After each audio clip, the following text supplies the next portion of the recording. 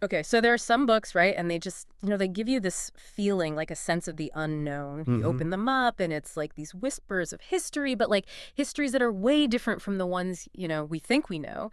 And like The Secret Doctrine, Volume 2 by H.P. Blavatsky, it doesn't even whisper, it practically shouts these secrets. We're talking about lost continents, human origins that feel more like a sci-fi movie than, your standard history textbook. Yeah, it's a wild ride for sure. And races that honestly sound a little fantastical, to put it mildly. Yeah, absolutely. And that, for you, our intrepid explorer of knowledge, that's kind of where the fascination kicks in, right? Right. That's the Yeah. good stuff. So buckle up because we're about to embark on a deep dive, a serious deep dive into this really enigmatic work. It's going to be intense. So let's just be upfront. This isn't like a light beach read. Yeah. It can be dense. It can be a bit out there, to be honest, at times. Mm-hmm. But, our goal here isn't to, like, get bogged down in every single detail. Mm. It's more to pull out, like, the mind-bending stuff, the really core insights, the nuggets that give us a glimpse into some seriously ancient and, let's be honest, alternative ways of looking at our very existence. Yeah, like I'm picturing it as like we've got this forgotten map, right, of human evolution, but it's drawn from like the perspective of this book, Right. The Secret Doctrine. So we're going to navigate it, we're going to be your guides, and it's all about these claims of where we really came from, this whole idea of like earlier human races that were just like drastically different, almost like otherworldly, and then these mysterious forces that supposedly molded us into, what we are today. It's a wild idea for sure. And the book itself is just like, it's like a tapestry, but it's woven together with like cosmology, mythology from all over the globe. And it even tries to kind of like align these ideas with what people understood about geology way back when. Right. And it's so interesting because, at the time when Blavatsky was writing, geology was actually a very young science. Oh, yeah, that's true. And so she's taking these like very fresh, brand new understandings and trying to fit these ancient ideas into them. So the central question really that we're going to be circling back to, the one for you, our listener, to really consider is this. What, according to The Secret Doctrine, Volume 2, are the fundamental claims about how humanity began, like how we started out and our journey through time, and just how radically different are those from the kind of accepted scientific and historical narratives that, we kind of take for granted today.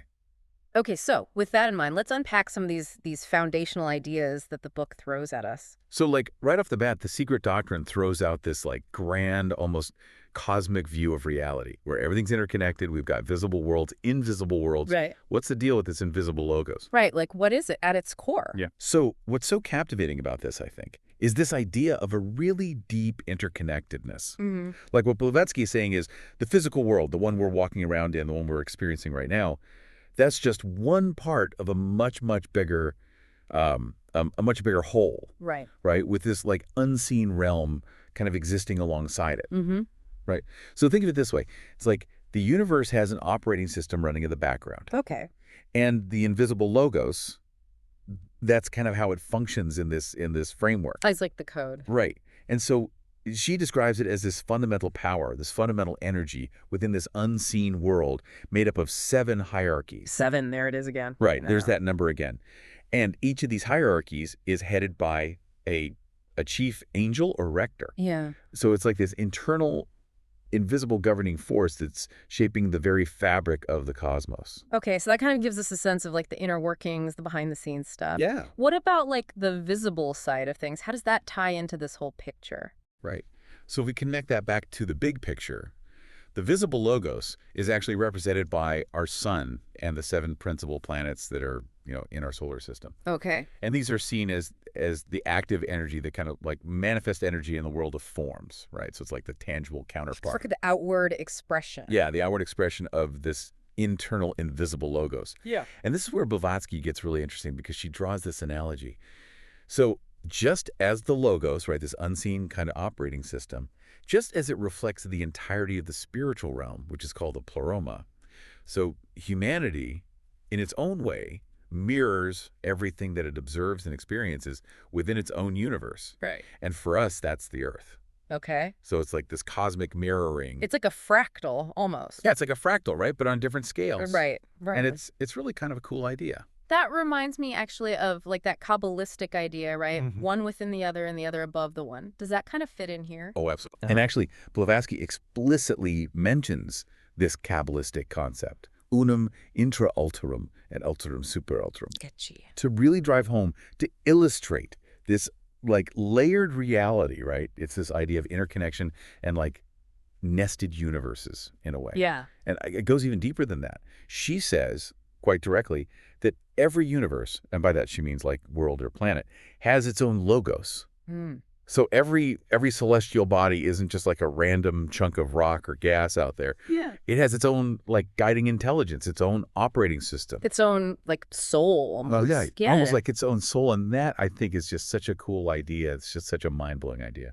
And then, of course, our sun being the most like obvious part of our like visible system, gets some special attention here. It's not just a big old fusion reactor, right? Exactly right. She talks about how the Egyptians, they always referred to the sun as the eye of Osiris, and they viewed it as the logos itself, right? So, like, that's the first, most direct manifestation of light and mind in our world. Wow.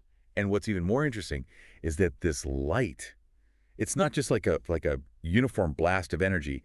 It's a sevenfold ray. Oh, there's that 7 again. It's a sevenfold ray, which Blavatsky is basically saying is the key to understanding everything. It's like the master key. It unlocks it all. It unlocks it all, right? Right. And it goes even further than that, right? Yeah.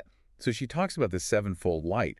It doesn't just stay as a single beam. It differentiates into 7 distinct logoi throughout the entire cosmos. Oh, okay. And each one of these logos, they take on different forms, they have different roles. And she's saying that, learned Brahmins considered each one of these 7 to be the central figure in one of the 7 primary branches of ancient wisdom religion. Yep. Yeah, I mean, it's this incredible connection she's drawing. Right. And it doesn't stop there.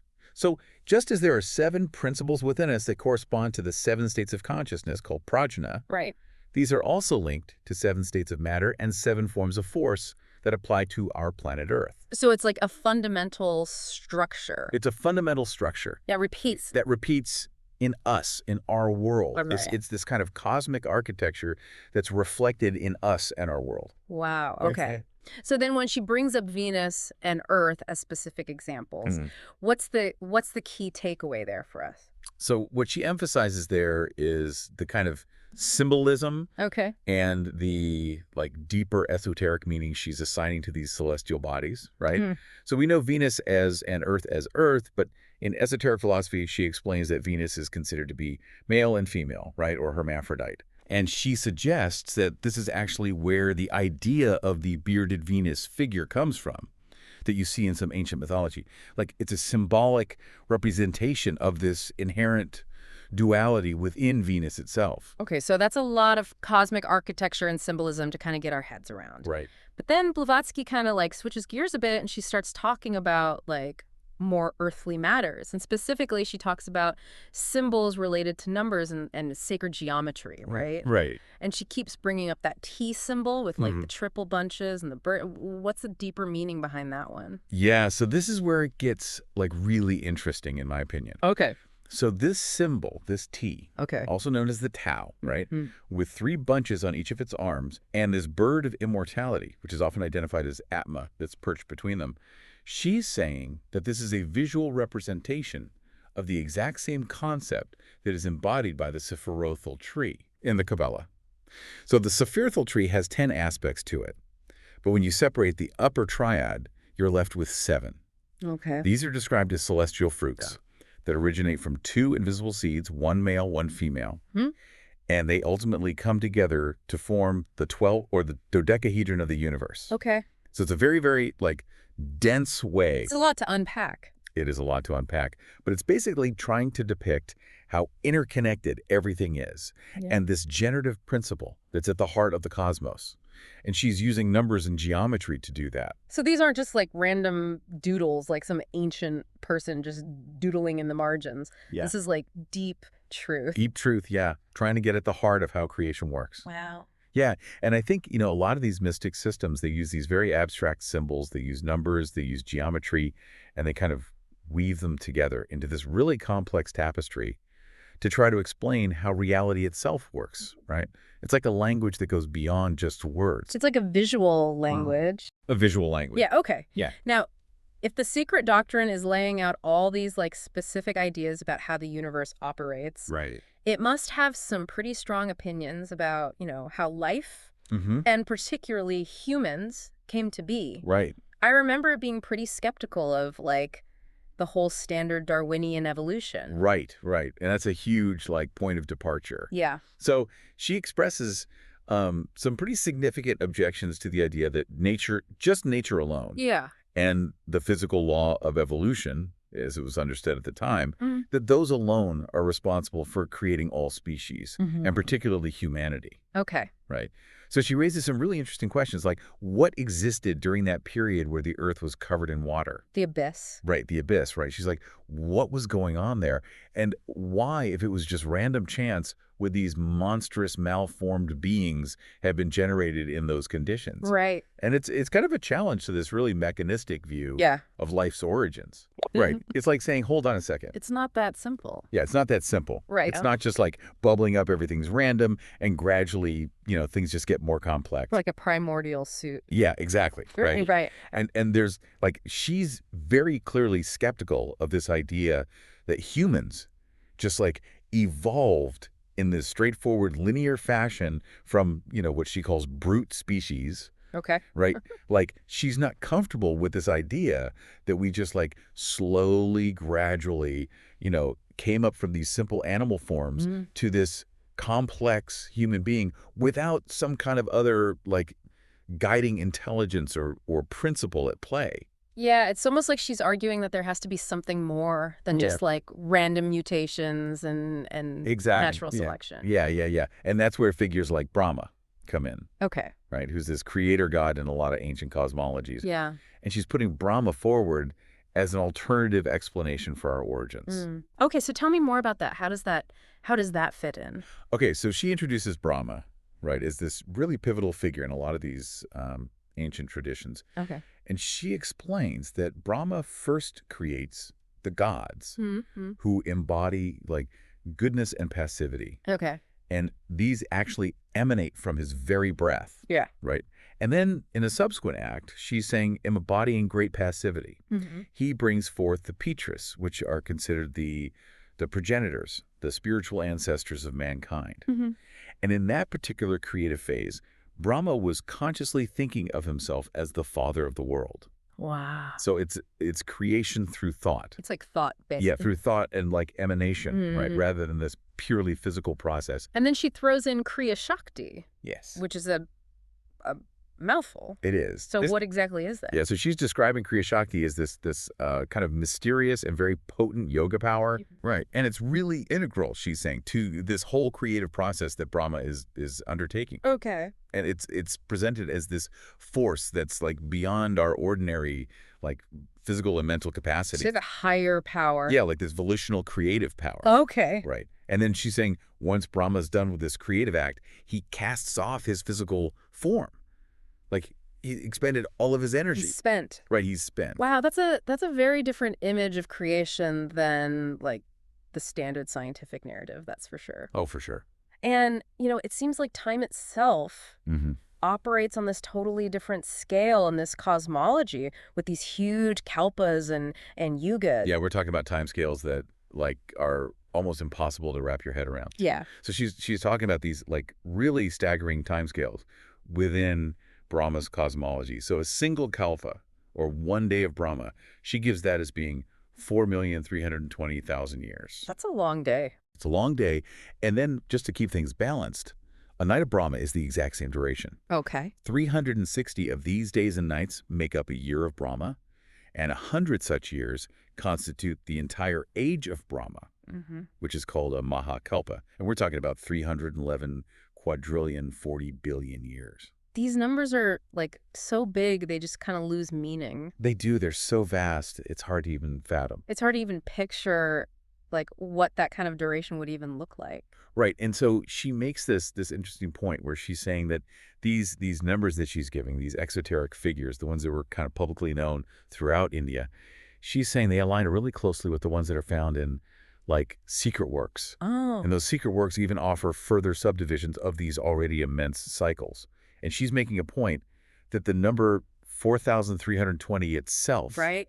and the digits that make up that number, they're not random. They actually hold deep symbolic significance. They represent mysteries within the very fabric of nature. So it's not just like the sheer scale of time, but the numbers themselves are important. Exactly right. It's this whole system where every single thing, even down to like the smallest number, Yeah. is imbued with a deeper meaning, a deeper significance, a deeper symbol, and it's all part of this bigger cosmic language. Oh. All right. It's like the universe is speaking to us through these numbers, through these symbols. And it's amazing how she then takes these like abstract cosmic ideas and starts connecting them to like other mythologies and even architectural stuff. Right? So like this idea that steeples, turrets, and domes, that at their core, they're all just symbols of. Upright phalluses. Yeah, that's certainly an interpretation. It's a bold one, right? So this is definitely where the book starts getting like a little provocative, a little A conventional. little out there. A little out there, right, in its interpretations of like cultural expressions. Right. So she basically states that a lot of these architectural features, not just like, ancient temples and stuff, but even in like Christian structures, steeples, turrets, domes, she's saying they're actually reproductions of a much more primitive concept, which is the lithos, which she directly equates with the phallus. So she's suggesting that there's this like continuity Of meaning, of symbolism. of symbolism, yeah, Yeah. across all these different cultures and times. But it's like, maybe it's been forgotten, maybe it's been obscured. She's not really sure. It makes you look at church architecture in a whole new light. It really does, doesn't it? Yeah. And, it's just a prime example of how Blavatsky's trying to like dig down and uncover this like deeper meaning, this deeper symbolism that she believes is in all these expressions, from religious structures to mythologies. It's all there. And then she goes on to say that the Hebrew Elohim, the sparks and the cherubs, these are the exact same thing as the devas, the rishis, the fires or flames, the rudras, and the 49 Agnes. Okay, this is getting complicated. It is a lot to keep track of, right? I'm sorry. But the point she's making is that this is like proven within the Kabbalah. So again, she's drawing on this other tradition to support this idea that these entities, they're all fundamentally the same. So it's like there's a core universal truth that like shows up with different masks. Yes, exactly. Yeah. Right. Okay. Right. That's interesting. It is. Now let's get back to human origins specifically, though, because the secret doctrine like very clearly rejects the whole like standard Darwinian idea It does. of a first man who evolved, from some missing link with apes. Right. So what's what's the alternative explanation that it's putting forward? Where did humans actually come from according to the secret doctrine? So this is really where the secret doctrine diverges, like in a big way. It goes in a different direction. It goes in a totally different direction. So it completely like dismisses this idea of a linear biological evolution of humans from ape-like ancestors. Instead, what she introduces is this really profound idea of mind-born beings. Mind-born beings. So beings whose origin is essentially like thought. It's like it's like thought, it's consciousness, it's connected to this idea of Fohat, which in theosophy is this like fundamental cosmic energy. The energy that brings things into being. Exactly, right. It's like the power of manifestation. Okay, right? okay. And so she's saying the very first humans, they weren't the result of just like a slow, gradual physical transformation from lower animal species. They were like brought into being through this much more spiritual, energetic process. And so then we encountered those two categories of Pitris, again, Yeah. Agnishvada and Barhisha. It's hard to even say those words. They are. So what's their specific role then in this whole like non-evolutionary origin of humanity? Right. So these are they're like fundamentally distinct categories of Pitris, or like progenitor beings, and they both play really crucial but different roles in this whole idea of how humans came about. So the Agnishvada Pitris, they're called the Pitris of the gods, and they're said to be reborn as the sons of Marichi. Yeah. And Marichi is like a prominent son of Brahma. Okay, so it's like a family tree of gods, almost. Yeah, it is. Yeah, it's this lineage, right? Yeah. But then you have the Barhishad Pitris, and they're identified as the Pitris of the demons, or maybe more accurately, corporeal beings, those that are kind of like into the physical realm, right? They're like drawn to that. The material world. Material world, yeah. Okay. And they are said to be reborn as the sons of Atri. And Blavatsky says all of this is based on the authority of Manu. Who, again, So Manu is like this key figure in Hindu cosmology. And she also brings up this ancient Indian text, the Vayu Purana, which actually states that these 7 orders of Petrus were originally the very first gods. So we're not talking about just like our great-great-great-grandfathers. Right. This is something way more... It's way more... cosmic. Yeah. Than just like simple ancestry. It is. Right. Okay.